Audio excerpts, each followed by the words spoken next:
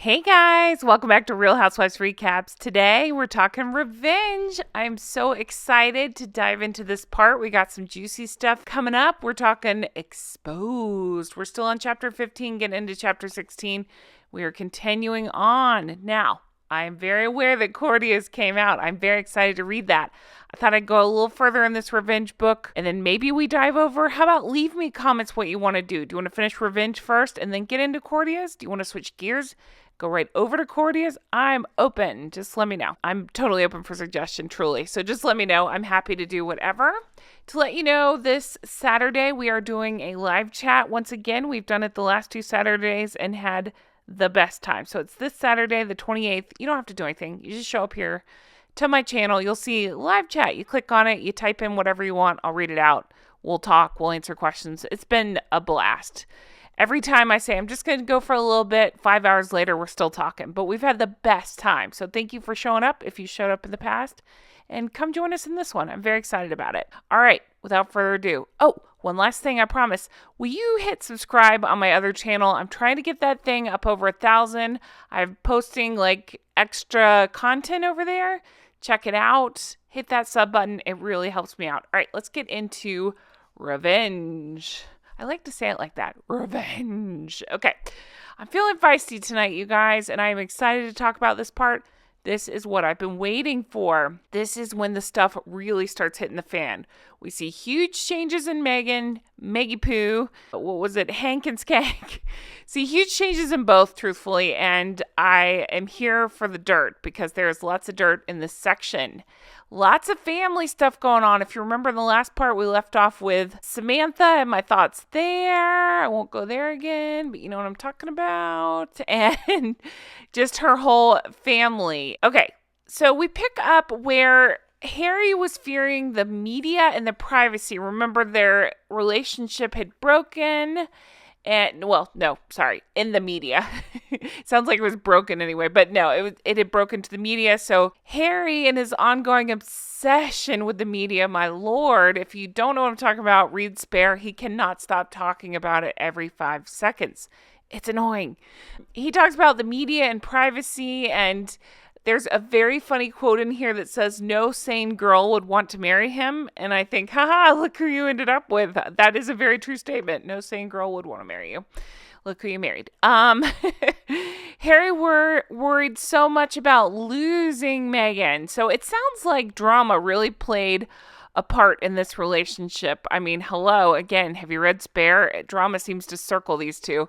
But he was all about, will I lose her? What will I do? That's my Harry impersonation. It's more like, would I lose her? I'm going to eat some grail. No. And Meghan's like, I need all the attention. Yeah, she was used to, well, according to the book, I don't even know if I believe this, but she was supposedly used to Hollywood press. I'm saying she's not that big of a star, was she, though?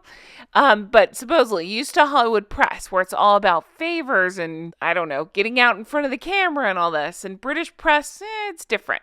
So she initially wanted to be silent when discussing race. Yep, that's a quote out of the book. Until it suited her. Dun, dun, dun. Again, quote out of the book. I'm not saying this. He said this in the book. So be mad at Tom Bauer if you want to be mad at. But no, I get what he's saying. This just keeps coming up. I'm throwing Harry into this too. It suits him to bring up the race. So he does. And then when people are like, you just called the royal family racist, he's like, no, no, no, no. It was the press. And we're like, no, no, no, no, Harry. That was you and your wife. So lots about Meghan trying to control her narrative. We heard that a lot. Can you imagine? It's got to be hard behind the scenes. This sounds like there's no reasoning with her. Now, I love me some Tom Bauer because he is not afraid to say what we're all thinking. He talked about how Harry was looking for an understanding mother figure, and that's the role that Meghan plays for him. And that he is a person eager for revenge to the media and his family. What? Let me try that again. Okay. Harry was a person eager for revenge by the media and by his family. What the hell does he have to get revenge on his family for? What is going on? Media, I still think it's an obsession. Can I be totally honest with you? Don't judge me. We're friends here, right? We tell the truth? Okay. I have kind of rethought the narrative a little bit. I'm treading carefully because I know it. I know. It's a sensitive topic.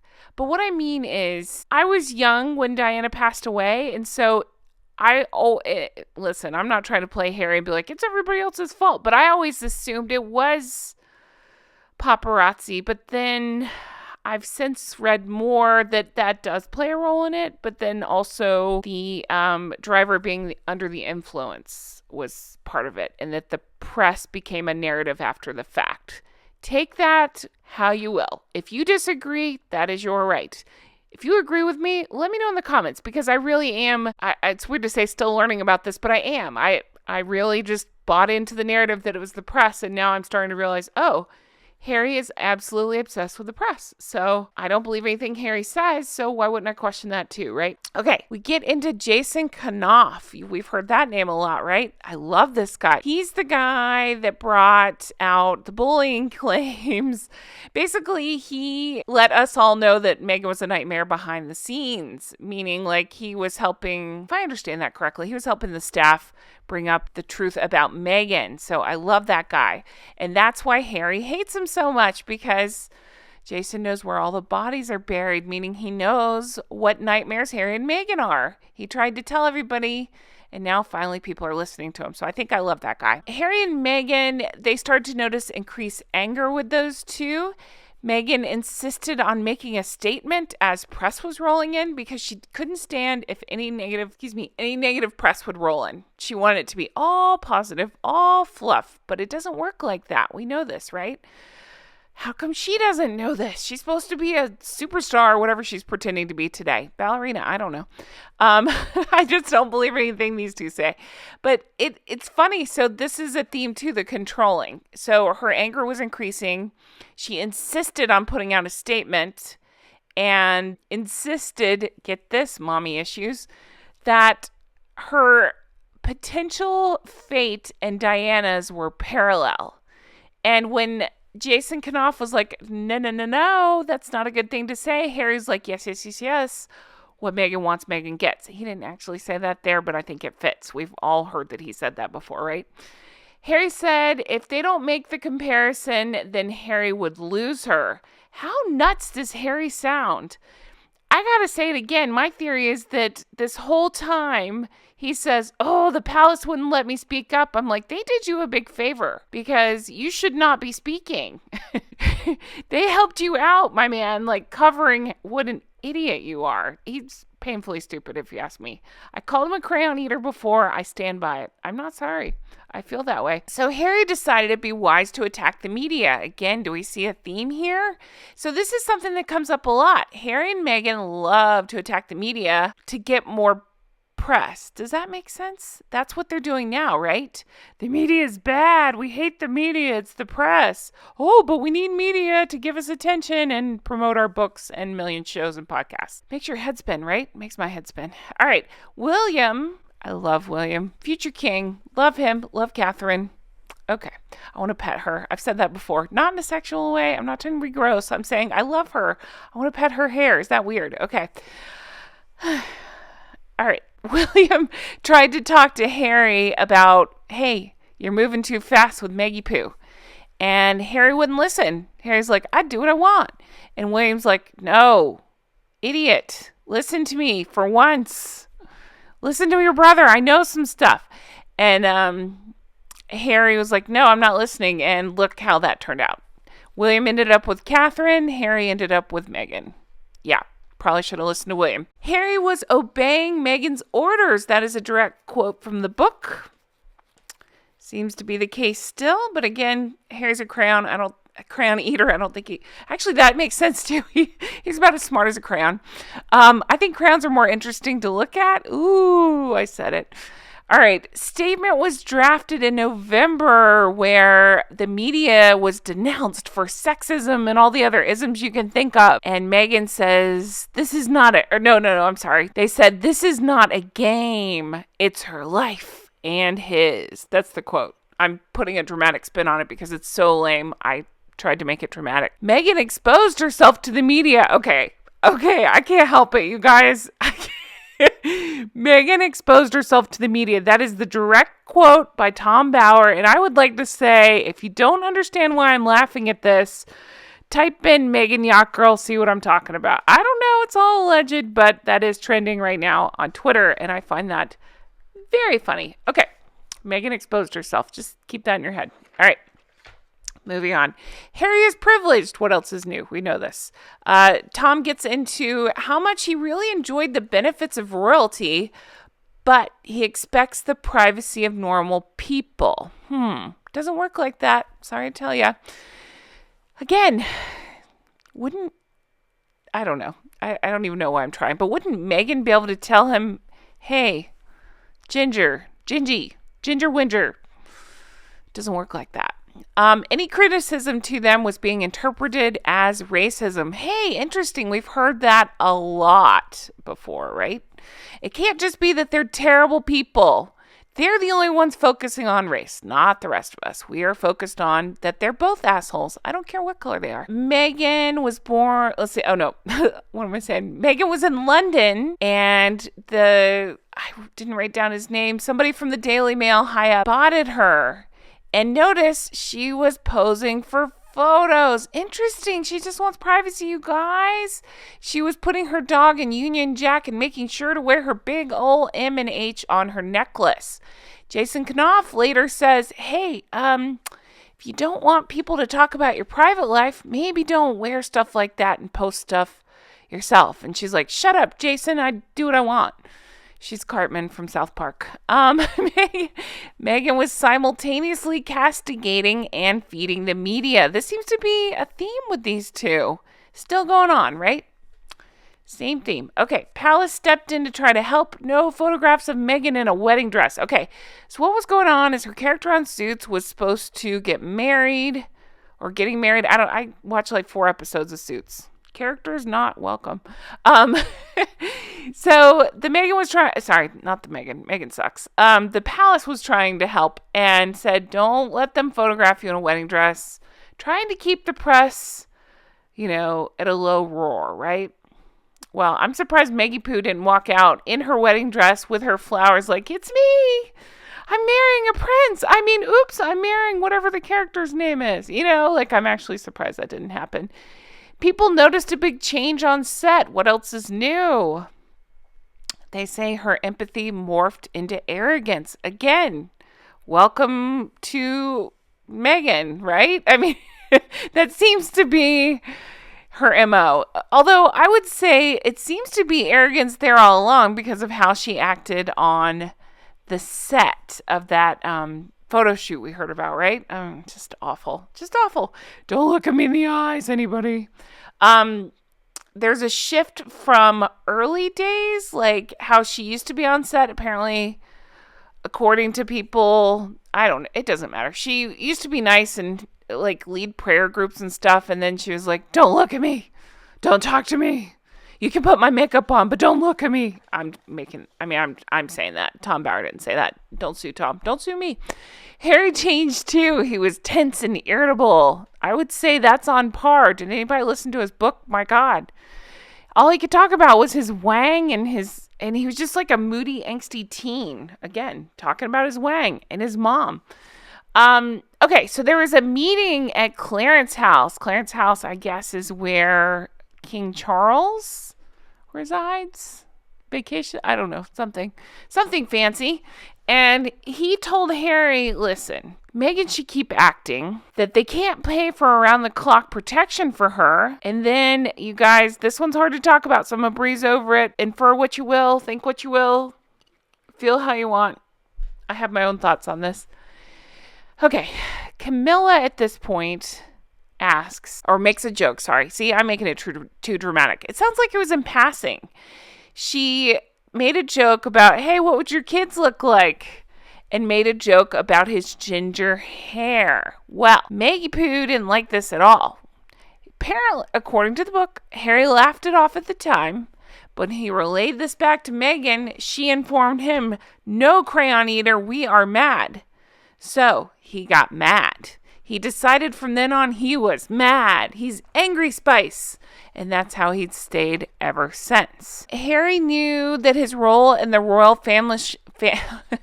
I can't read my notes.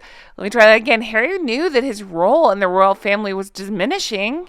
So he started to see Meghan as an escape. He didn't want to lose her. So again, it's this weird dynamic where she's mommy. Don't leave me, mommy. And she's got him by the nuts or whatever. I don't know. Ginger pubes. Harry ended up getting her a bodyguard. He claims that it was, I don't know, growing, ire, growing disdain over her race. The only one talking about it is those two assholes. Gina Nelthorpe Crown, again, we heard of her. I talked a lot about her in other episodes. She was a publicist. They had parted ways, but she said that they were still kind of on friendly terms, and it was totally normal that she would, text or message Meg somehow and say, hey, you cool if I run this picture of you? And you'd think Maggie Poo, who loves the attention, loves it, she would say, yeah, it's fine. But now Meghan was instructing her, you must go through my lawyers. And then the lawyers would reject the request. Nice, huh? Friends were cut off. Again, does this sound familiar? As soon as somebody didn't serve her anymore, they were cut off forever. The quote is, she ditched everyone. No more text replies, no more anything. Piers Morgan weighed in on this part. And feel what you will about Piers Morgan. And I understand that some people don't like him. He, I think, so much nailed this. He said so nicely, succinctly, he said that Meghan Markle is self-obsessed, professional actress who has landed the role of her life and is determined to milk it for all she's worth. He goes on to say she spent the previous 20 years cozying up to people, and when they are no more use to her, then she would airbrush people out of her life. Like, goodbye, loser. And I know because I was one of them. It's part of a pattern. Damn, he nailed that. Again, feel how you will about him. I don't care. It's fine. I gotta say, that is so well put and so sums up what everybody else has been saying. It's that whole thing where there's smoke, there's fire, right? Like, even if you don't want to believe exactly what he's saying, there's so many people that have said this that I can't help believe that some form of it is true. I believe it's completely true. All right. So you want to hear what a joy she is to be around? Imagine this. So Hank of Hank and Skank invites Skank to go to a shooting weekend in wherever, Fancyland. I don't care. They invite his friends from Eton, and she meets them, right? She's getting to know them. They're still boyfriend, girlfriend at that point. This is your boyfriend's, closest friends from school.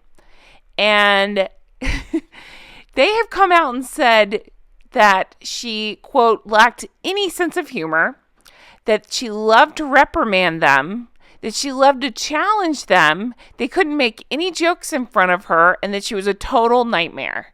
They go on to say Harry must be effing nuts. So how about that for a glowing review when you first meet your significant other's, friends, and that's how you act? I gotta say, that sounds like a nightmare. Can you imagine being locked up for a weekend in a lodge with that? That is awful. And I think it's hilarious that this has come out and that they have spoken their truth about this because, that sounds like a nightmare. Oh, what a nightmare. Okay, Harry had hoped that Catherine and Meghan would get on well. Ha ha ha ha. No freaking way. And that just shows Harry's delusion. Because in what universe would somebody like Catherine get along with somebody like Meghan? They just seem like polar opposites. I would say that Catherine seems super down to earth, and I know people can be wrong, but I'm just saying she seems super charming and charismatic, and I love her. Meghan, on the other hand, seems like a total nightmare. Can you imagine having to guard yourself in every word you say so you don't get reprimanded by somebody? That is absolutely ridiculous. Who wants to live like that? And no, thank ya. we get into the Middletons and how unpretentious, and I love Tom Bower. He calls them unpretentious and discreet, unlike the Markles. William wouldn't be pressured into marriage. They talk about how it was 8 years that they spent together, and then before, they got engaged, got married. So I love that. William took his time. I mean, I'm sure it was tough for Kate at the time. I'm not downplaying that, but I'm saying I love that William wouldn't be pressured into it. He took his time, made sure she was the one, and now look at them. I love them. I think that's great. And then Harold, and somebody called them Harold and Maude, and I kind of love that too. But Harold and Meghan just decided, nah, we'll just rush into this. It'll work out really well. No problem, right? All right, so we go to Harry and Meghan. They talk about how Meghan enjoyed the pomp and illusion of power. I think that is so funny to me. Like, she probably thought it was going to be glamorous all the time, and it sounds like not. I mean, I'm sure parts of it are, but yeah, not so much. Enjoy that, Maggie Poo. She assumed everybody would be impressed by her professional success. Again, I say, what are you talking about? These are royals. Like, they meet presidents and dignitaries and stuff. Why are they going to be impressed by some Z-list actress that nobody's heard of? Speaking of, interesting that Harry spins a tale of Catherine and William being huge fans of Suits, but that doesn't come up here. Weird. It's almost like Harry made it up. Meghan was aware that this is according to Tom Bower, I love this, flop film Antisocial would be re-released in London. So they recut the trailer of it to show her leaving a shower to kiss her boyfriend. So because she was so hot, or not hot, but in the news right then, I think that's really funny. She was mortified. They call Catherine shy and unpretentious and having different ambitions than Meghan. I'd say that's a very polite way to put it. I think Catherine and William both have a better understanding of what this takes of, not putting yourself first and serving people. And I just don't think Harry and Meghan got that memo. They talk about the days of the Fab Four when they thought the four of them would get on so well, and they seemed to for 2 weeks. They tried to paint Harry, or they say his PR team tried to paint Harry as a changed man. No longer the naughty boy we got to know. Pull anybody? Vegas? No one? Let's see. William and Harry were working well together. Again, this is according to the book. If you ask Harry, everything's miserable all the time. Meghan wanted to, this is funny. I wrote this down. Meghan wanted to commune with dinosaurs. What am I talking about? Well, I'll tell you. Apparently, she got Harry to pull some strings so she could go to a private after-hours tour of the museum. Okay, commune with dinosaurs. Okay. They just seem to like again, it's going back to the pomp. Like, sure, I can pull some strings and get us in after hours, She's like, oh, no press, even though, all those pictures of her posing for press. 2016, Meghan went to LA for Thanksgiving. Harry was in, I believe, St. Lucia at the time. Harry arranged for some Hollywood big shot to loan out their mansion. And Meghan ate this up. She invited Thomas and Doria over. They made a big deal out of how big this house was. But talk about how Meghan wouldn't disclose her new life. She didn't talk about what was going on with the prince. That would be hard to believe a little bit. I would think Maggie Poo would be bragging all over the place, but maybe not. Maybe she was cutting her family out at that point, or trying to decide, who's going to look better in my royal photos? Maybe I'll cut Thomas out and keep Doria. Meghan wrote about reducing emissions on the TIG, and I love Tom Bower for this. He points out, as she wrote that, they had literally flown across the Atlantic 4 times in 5 weeks. Nice, huh?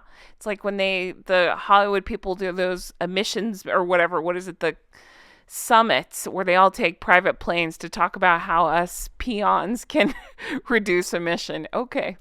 Meghan went to London for Christmas and had photos taken. But again, guys, she wants privacy. And then we get into chapter 16, hiccups. And this is where I'm going to leave you. The only thing I want to leave on is that Tom Bower says Meghan craved publicity on her terms. Any pics not approved by her were deemed hostile. Again, does this sound familiar? The press not approved by them deemed hostile, or whatever ist term you choose to use for that. So, sounds like some things never change. Guys, thank you so much for sticking with me. Do leave me comments. Do we keep going with revenge? I'm happy to do that. Do we make a transition over to courtiers? My southern accent never lets me say that right. Is it courtiers? Courtiers? Whatever it is, let me know in the comments what you want to do. We'll look at what the majority says. We'll decide from there. Either way, down to finish both. I'm excited to get into it. Thank you so much for being here. Check out our live chat this Saturday, 6 p.m. Eastern time. Check out my other videos. I've been putting out shorts, so check those out. Apparently shorts helps grow your channel. I'm just playing the game.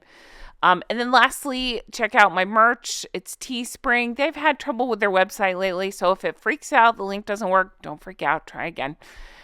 They're annoying sometimes, but their merch is great, so I'll say that. And then also, I have my second channel. You'll see the link in the comments. Hit that subscribe button. It really helps me out. If you want to see bonus content, check over there because I post stuff. I'm trying to post more often over there. Okay. That's it for me. Thank you so much for being here. I love you all. I appreciate you. I'll talk to you again soon. Bye-bye.